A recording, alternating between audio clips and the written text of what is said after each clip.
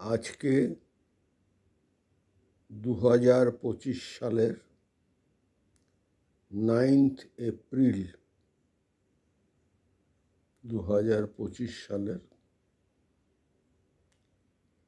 9th April বুধবার। এই 9th April আমার এবং আমাদের জীবনে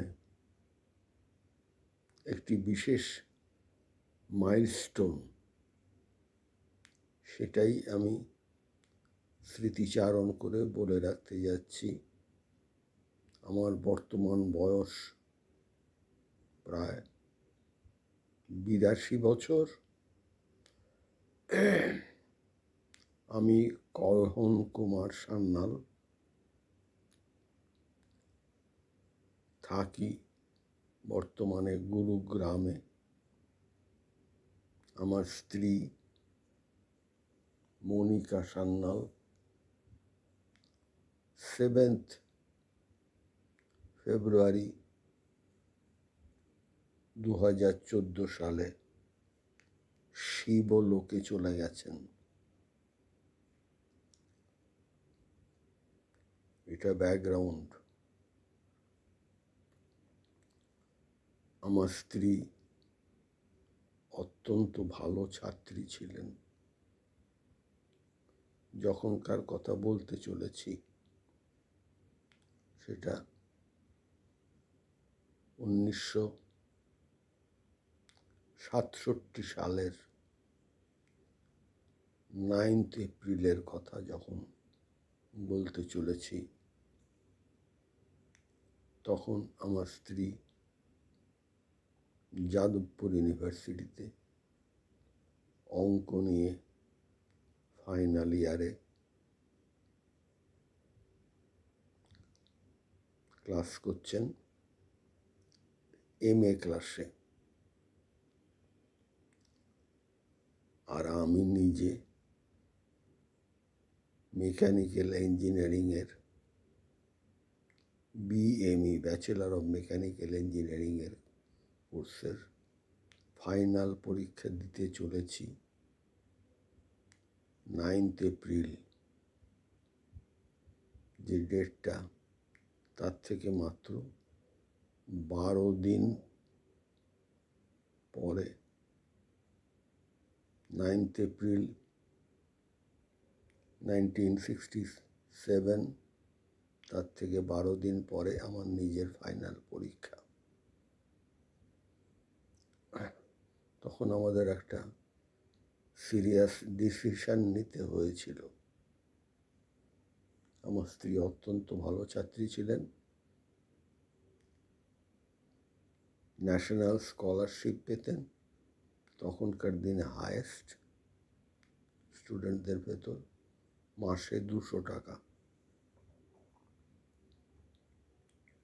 সে যাই হোক, একটা অবস্থা হলো, দেখা গেল আমার স্ত্রীর যাদবপুর ইউনিভার্সিটি লেডিস হস্টেলে থাকতেন। আমি লেক গার্ডেন্সে তখন নিজেদের বাড়িতেই থাকতাম কলকাতায়। তার আগে আমি 5 বছর যাদবপুর ইউনিভার্সিটি মেইন হস্টেলে থেকেছি। সেই সময়টা বাড়িতে চলে এসেছি লেক গার্ডেন্সে। এই সময় আমার স্ত্রীর পরিবারের থেকে আমাদের ভেতর অ্যাকচুয়ালি তো লাভ অ্যাফেয়ার চলছে, বিবাহ করব এই ভাবনা সময়। কিন্তু সেই সময় খবর এলো যে আমার স্ত্রীকে দেখতে তাদের পরিবারের তরফ থেকে, আত্মীয় স্বজনের ভেতর থেকে অত্যন্ত একটি সুপাত্র আসবেন এবং আমার স্ত্রীকে বিবাহের কারণে দেখবেন। পাত্রটি অত্যন্ত ভালো ইঞ্জিনিয়ার, বিলেতে থাকেন। সব ঠিক আছে। এটা শুনে আমাকে আমাকে একটা সিরিয়াস ডিসিশন কুইক নিতে হলো। আমি ভাবলাম আমরা বিবাহ করতে চলেছি, আর সেখানে একজন দেখতে আসবেন, এ তোমার ভালো লাগার কথা নয়। সেই জন্য ভাবলাম, যদিও আমার ফাইনাল পরীক্ষা 2 সপ্তাহ বাদেই, তবু আর আমি ওয়েট করলাম না। আমি ভাবলাম সিভিল ম্যারেজ করব, অর্থাৎ ম্যারেজ রেজিস্ট্রেশন করব। চলে গেলাম দুজন বসুশ্রী সিনেমা হল, কলকাতায় যারা থাকেন বিখ্যাত সিনেমা হল, হাজরা রোড এবং রসা রোডের প্রায় জাংশনে, তার পাশে একটা গলি কালিকা সিনেমার দিকে গেছে, তার এন্ডে গিয়ে ডান দিকে একজন ম্যারেজ রেজিস্টারের অফিস ছিল, মিস্টার H.N. সেন। সেখানে গেলাম, গিয়ে 1 মাসের নোটিশ দিতে হয়, ফর্ম টর্ম ফিল আপ করে নোটিশ দিলাম। বিবাহের ডেটটা পড়ল 9 এপ্রিল, রবিবার, 1967। আমরা দাঁড়িয়ে আছি বসুশ্রী সিনেমার চত্বরটায়। যারা আমাদের উইটনেস, তারা আমাদের বন্ধু, সবাই উচ্চশিক্ষিত সব বন্ধুরা। তারা কারা? শ্রী সুধীন মুখার্জি, শ্রীমতী ইন্দ্রাণী দাশগুপ্ত, তারা দুজনে বিবাহিত। সুধীন ছিলেন অঙ্কের ছাত্র, আর ইন্দ্রাণী ছিলেন ফিজিক্সের ছাত্রী। আমি যখন অনার্স পড়ি ফিজিক্স নিয়ে, ইঞ্জিনিয়ারিংয়ের আগে, আমার ক্লাসমেট।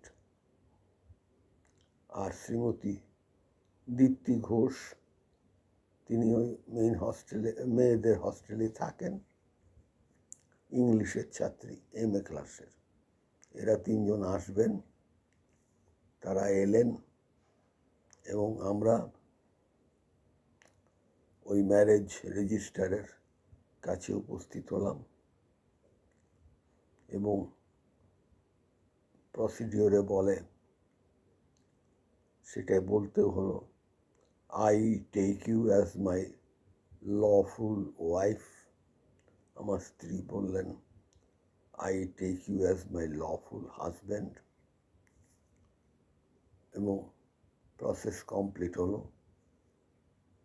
আমরা বন্ধু বান্ধব মিলে তখন তারপর ওখান থেকে হাটারিস, যেটা প্রিয়া সিনেমার কাছাকাছি দোতলার রেস্টুরেন্ট, সেখানে গিয়ে একটু খাওয়া দাওয়া করেছিলাম। এই 9 এপ্রিলটা সেই জন্য আমাদের পক্ষে একটা খুব ইম্পর্ট্যান্ট অ্যান্ড গুরুতর দিন মনে পড়ছে, যদি আমার স্ত্রী আজকে নেই। আবার 9 এপ্রিলটা কীভাবে এলো বলছি। 1967-এ আমি ইঞ্জিনিয়ারিং পাস করলাম। 1968-এর 9 এপ্রিল, আবার 9 এপ্রিল, আমি প্রথম ইন্ডাস্ট্রিতে চাকরি পেলাম। চাকরি পেতে একটু দেরি হয়েছিল। ওই 67টা ছিল রিসেশন ইয়ার, চাকরি পাওয়াটা একটু ডিফিকাল্টি হচ্ছিল ঠিকই। ওই 9 এপ্রিল আমি 1968-এর 9th এপ্রিল চাকরি পেলাম। কোথায় পেলাম? EMC engineering manufacture, EMC electrical manufacturing company, নাম করা কোম্পানি, যশোর রোডের ওপরে। ওই কমলনাথদের পরিবার, অর্থাৎ কংগ্রেসের নেতা কমলনাথদের পারিবারিক ইন্ডাস্ট্রি। ওই ক্যাম্পাসের মধ্যেই মেট ইন্ডাস্ট্রিজ বলে একটা ছোট্ট ইউনিট, তারা অ্যালুমিনিয়াম অ্যালয় ওয়্যার ড্রয়িং করত। সেখানে আমি চাকরি পেয়েছিলাম ওই 9th এপ্রিল। সেই জন্য 9th এপ্রিল আমার কাছে একটি বিশেষ দিন, যা 9th এপ্রিল রিলেটেড নয়, কিন্তু তারপরও পরম্পরা রাখার জন্য আমি একটু তাড়াতাড়ি বলে নিচ্ছি যে তারপর কী কী হয়েছিল। কিছুদিন মেট ইন্ডাস্ট্রিতে চাকরি করার পর আমি শিপিং কর্পোরেশন অফ ইন্ডিয়াতে মেরিন ইঞ্জিনিয়ার হিসাবে চাকরি গ্রহণ করি। গার্ডেন রিচ শিপ বিল্ডার্সের কিছুটা ট্রেনিংয়ের পরে জাহাজে উঠতে হলো। MV state of Punjab, MV state of Punjab আমার জাহাজের নাম। তাতে অ্যাসাইনমেন্ট হলো। আমার জাহাজ চলল একটা সময়। সেটা ওই 1968-এর একটু এই হয়তো মে জুন মাস কিছু হবে না, আরেকটু হয়তো পরে, জুলাই। কারণ আমি ওই কয়েক মাসই সামান্য মেট ইন্ডাস্ট্রিতে চাকরি করেছিলাম। জাহাজ চলল। আমাদের জাহাজ কলকাতা থেকে প্রথমে পেনাং গেল,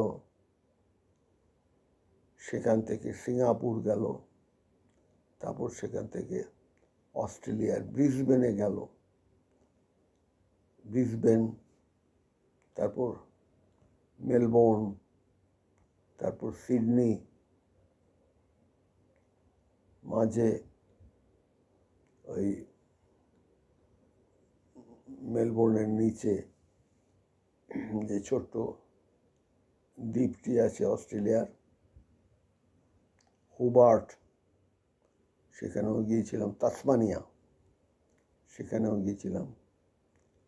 তারপর আবার মেলবোর্নে ফিরে এসে সেখান থেকে সিডনি, তারপর এডিলেড, তারপর পার্থ, ফ্রিম্যান্টেল, তারপর সেখান থেকে ইন্দোনেশিয়ার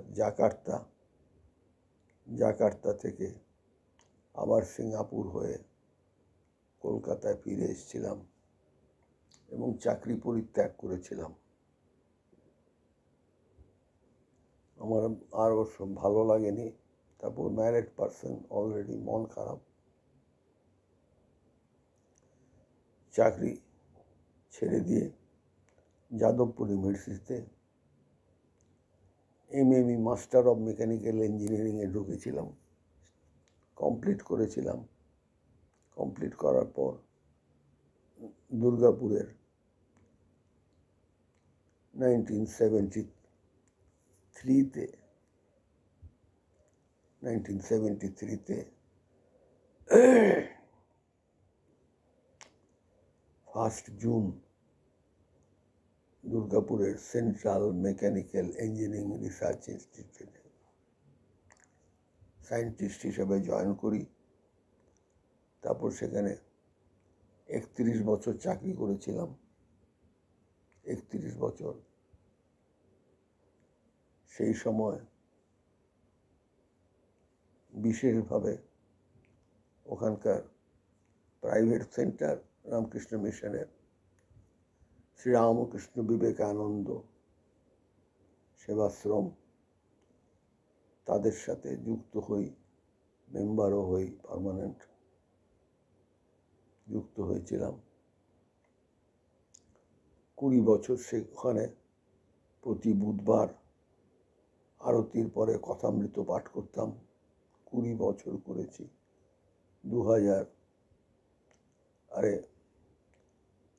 1984 থেকে 2004 সাল পর্যন্ত।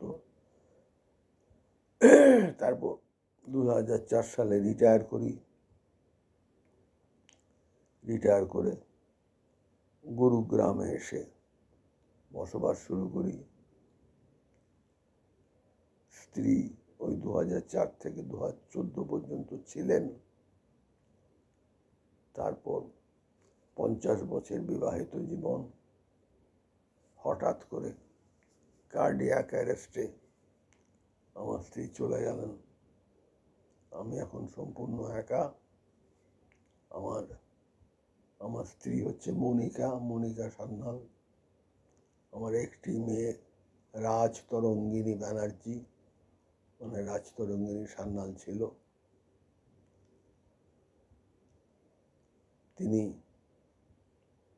আমি যেমন চাকরি করতাম CSIR, council of scientific and industrial research, সেটা একটা ইনস্টিটিউটে, মানে CSIR এর 40টা ইনস্টিটিউট আছে। মেকানিক্যাল ইঞ্জিনিয়ারিং একটা হচ্ছে ওই ইয়েতে দুর্গাপুরে CMERI। তেমনি আমার মেয়ে চাকরি করেন অ্যাডমিনিস্ট্রেটিভ সাইডে। তিনি সায়েন্স গ্র্যাজুয়েট, তারপর ল গ্র্যাজুয়েট, তারপর তিনি চাকরি করেন ICR, Indian council of agricultural research. তিনিও খুব